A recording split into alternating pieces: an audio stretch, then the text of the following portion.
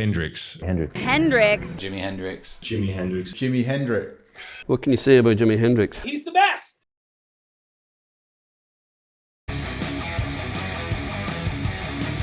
So the first riff or song that made me want to play guitar, and I'm sure I'm not alone in this, was Jimi Hendrix's Voodoo Chile. My father was big into that sort of stuff, and he had some vinyl records. He had Electric Ladyland, and he had some Thin Lizzy and some Deep Purple and Black Sabbath, you know, great stuff like that. And he showed me some stuff, and I remember when Voodoo Chile leapt out the speakers. I mean, even before the melody starts, there's that scraping, scratching of the strings with the wah-wah pedal, which was just otherworldly. And I'll attempt to play it somewhat like Jimmy does. It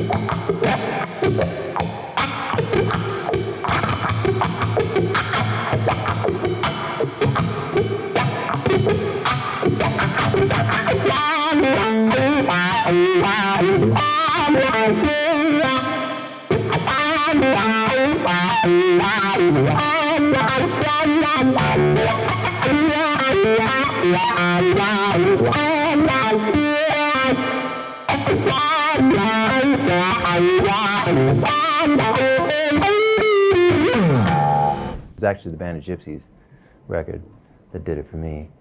And I heard it when I was 8 years old. My cousin brought it over with him when he came to live with my mother and me. It was great. I didn't even know what Hendrix looked like because the album didn't have a cover. That was one that was missing a cover. And then my cousin went to the library and photocopied some old Rolling Stone magazines and brought him back. I was like, whoa, he looks like us. Oh my God. And my own bastardized version of Voodoo Chile Slight Return. So instead of doing the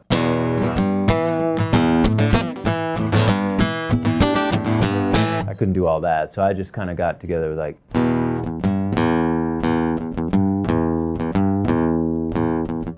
then realized the octave, that kind of thing. And then from there it was Funkadelic and Weather Report and Mahavishnu. And yeah, I was lucky. I started at the top. I worked with a guy by the name of Randy Bachman from BTO, Guess Who, like, if you know this song.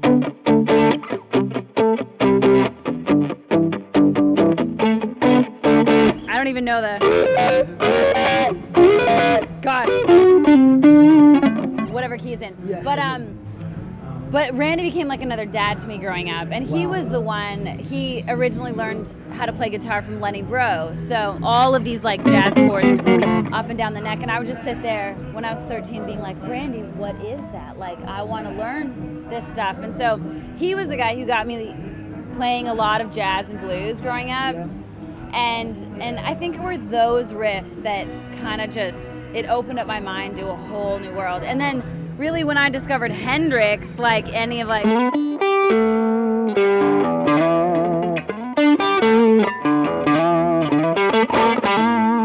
his riffs were just so inventive. Like he was just his own thing altogether, and I was like, man, like that is inspiring. The first riff I ever learned was also Jimmy, and it was a fairly simple one. And that's probably why I attempted it as a kid. It was Jimmy's version of the Troggs' Wild Thing. And there's been some legendary performances of Wild Thing. Most notably, the one I remember first was the one from the Monterey Pop Festival, where Jimmy set his guitar alight, and there's T-shirts and posters of it, you know, everywhere. But to me, I knew an E chord. I knew an A chord. I couldn't really play the B bar chord or power chord, depending on what you call it. But I figured out if I moved my fingers, kept my fingers the same shape in the E, A, and then lift them up to the top, you got kind of a B, which is...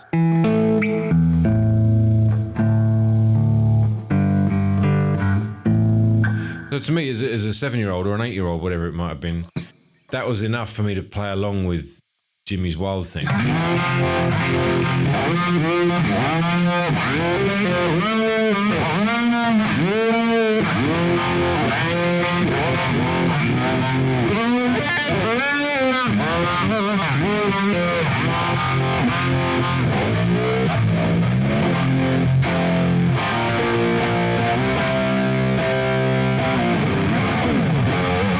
And he done all that sort of stuff on the neck or whatever. It sounds like a load of noise when I play it, but that's the way that Jimmy was playing it. Other things that got me really inspired at the time were like really complicated things like Little Wing by Jimi Hendrix.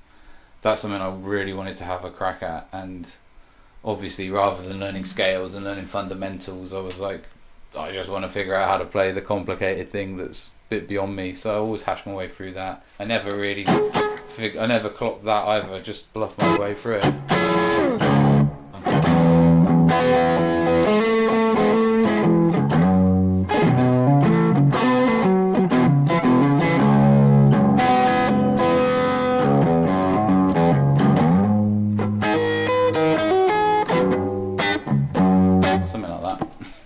When you got close to it, it was like, actually this is someone else's, and I don't want to be Jimi Hendrix, I want to be me, and I got to figure out who I am.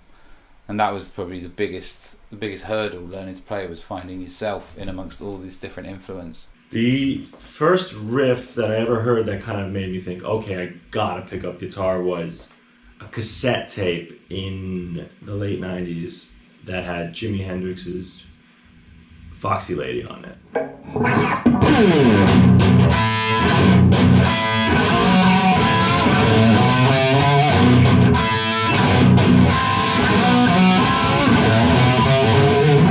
Just this, so heavy, so brutal, especially for like the 60s. So this was immediately like, I need to go out and I need to get a guitar, I need to learn everything about it. And that's what I did at 7 years old. Some of my favorite riffs when I was learning to play guitar, obviously it was a lot of Hendrix. Hey Joe, Voodoo Chile, as I said. The melodies were fairly simple. Obviously the nuance and the technique of what Jimmy was doing was something that would come later on. But the melody...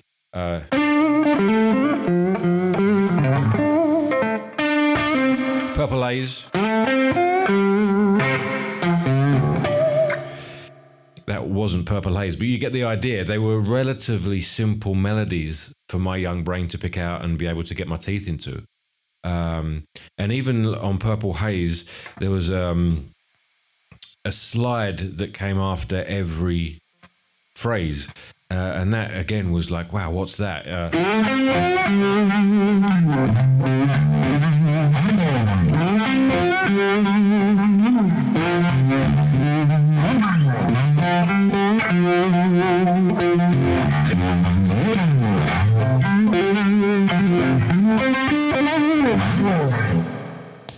And again, it's something that nowadays is so natural. You know, you go on autopilot, the guitar slides and stuff like that. But back then, hearing that sort of stuff for me was like, what's that? What's that noise? What's that sound? What's that, you know, Voodoo Chile?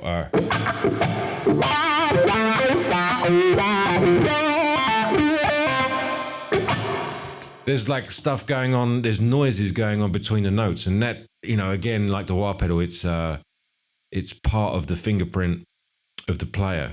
So from there, I would have moved on to Jimi Hendrix, and he had a massive impact on me as a guitarist. When I first heard him, I was just knocked right back because of his rawness and roughness in his playing. It was amazing. I just loved the way he could fuse this kind of raunchy blues style with rock so seamlessly, and no one else was really doing that at that time. So I loved it so much. One of my favourite songs to play of his was Hey Joe, so I'm going to give that one a go.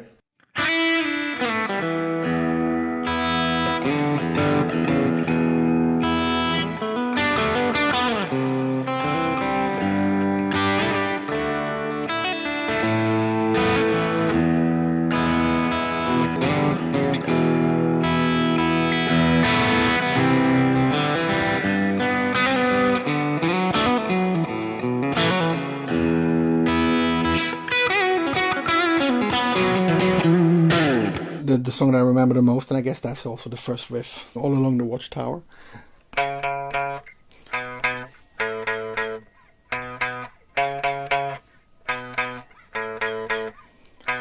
and then learned little by little to do the chords too. So we were two guitarists.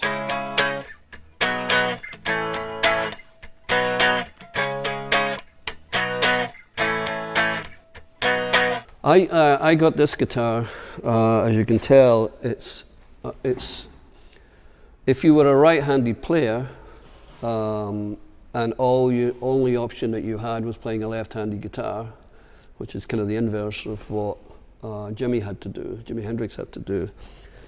This is the experience that you'd have, and I have to say, it's tough. It doesn't even really sit in your lap, that easily.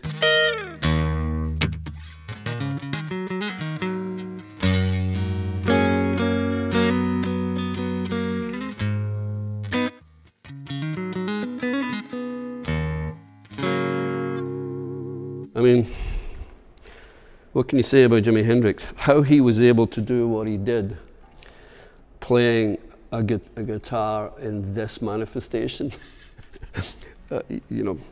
Limited access to the upper frets because the heel's upside down, tremolo bar all over completely over the place. Having to reach over the controls to do some of the solo work that he's doing. It's just a miracle. The first solo that I attempted to learn, I think it was probably Hey Joe. Once again, the Jimi Hendrix version. Obviously, it's a Dylan tune, one of a few that Hendrix covered. And I remember the way I used to play it. Obviously, the Hendrix version, again, like no one can play like Hendrix, but the bends and stuff.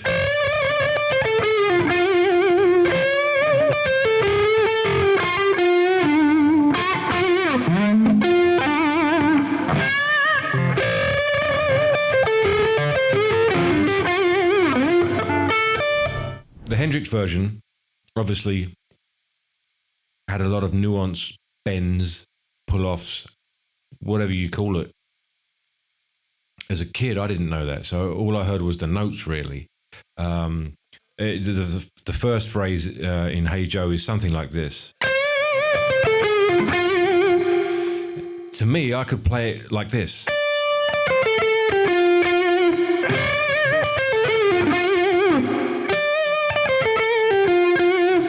It's a lot simpler, obviously. There's nowhere near as much nuance and technique and stuff. But as a 7-year-old or an 8-year-old, it was enough for me to play along with it.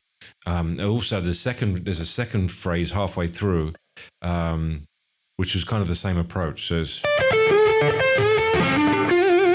I could play it properly.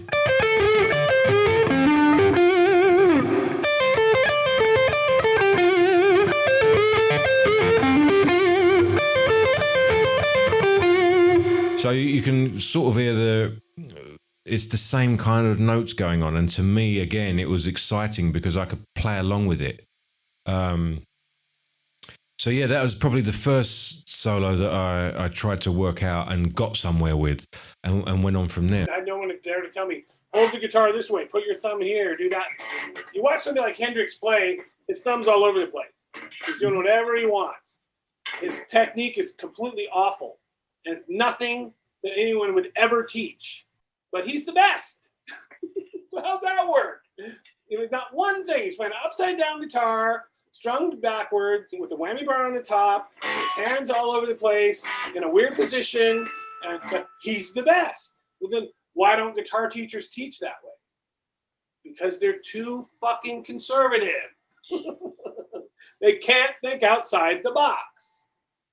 It's hard to build a box around yourself and then climb out of it. It's better to start outside the box.